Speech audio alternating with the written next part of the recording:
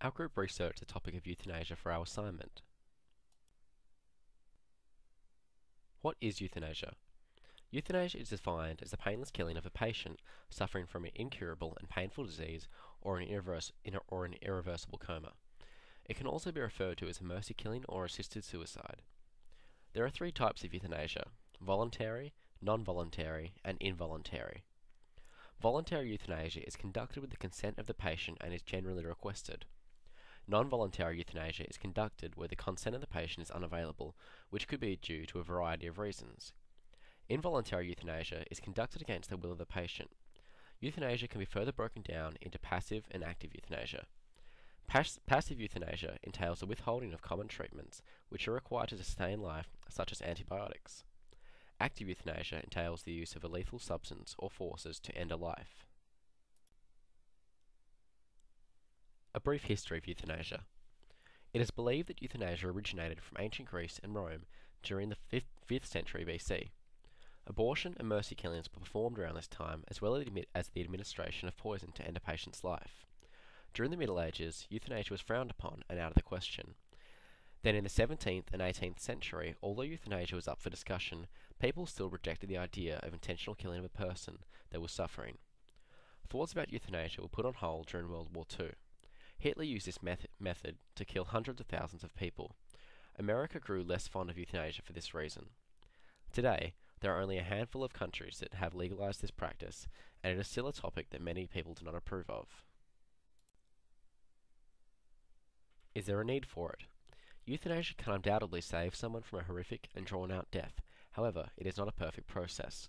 The question of whether allowing some to be saved from large amounts of pain, weighed against the possibility that someone who should have possibly not been euthanized doing so, is one of the main causes for debate. Practice of euthanasia in Australia. In Australia, voluntary euthanasia and assisted suicide are illegal in all states and territories. The end-of-life laws that exist do not allow a person to ask for active assistance to die. The laws operate on a state-by-state basis.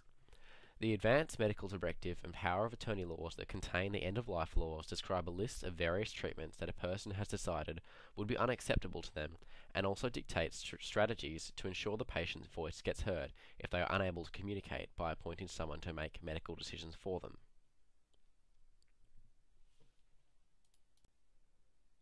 Practice of euthanasia overseas. The practice of euthanasia on an international level varies between countries. The countries that have legalized euthanasia have different laws and policies about the extent to which they can be practiced. These countries include Belgium, Colombia, India, Ireland, Luxembourg, Mexico, Netherlands, and Switzerland, as well as a few states in America. Arguments for euthanasia. There are many different arguments in favour of euthanasia. These include two common arguments. The first argument is based on rights. This details that people have an explicit right to die. A separate right to die is not necessary because our other human rights imply the right to die, and that death is a private matter, and if there is no harm to others and the state, other people have no right to interfere. The second argument is based on practicality. This details that if it is possible to regulate euthanasia, allowing people to die may free up scarce health resources, and that euthanasia happens anyway. Arguments against euthanasia. While there are many pro-euthanasia arguments, there are also many negative viewpoints. There are three major arguments. The first is an ethical argument, that euthanasia weakens society's respect for the sanctity of life. Accepting euthanasia accepts that some lives are worth less than others. Voluntary euthanasia is a start of a slippery slope that leads to involuntary euthanasia and the killing of people who are thought undesirable. It may not be in a person's best interests, and euthanasia affects other people's rights, not just patients. The practical argument details that proper palliative care can make euthanasia unnecessary. There's no way of properly regulating euthanasia. Allowing euthanasia will lead to a poorer care for the terminally ill. It gives too much power to doctors and exposes vulnerable people to the pressure to end their lives. Finally, the religious argument is that euthanasia is against the will of God, that suffering may have value, and again, it weakens society's respect for the sanctity of life. Case studies. There are a variety of case studies involving cases both where a patient has been refused euthanasia and where a patient has been allowed some form of euthanasia.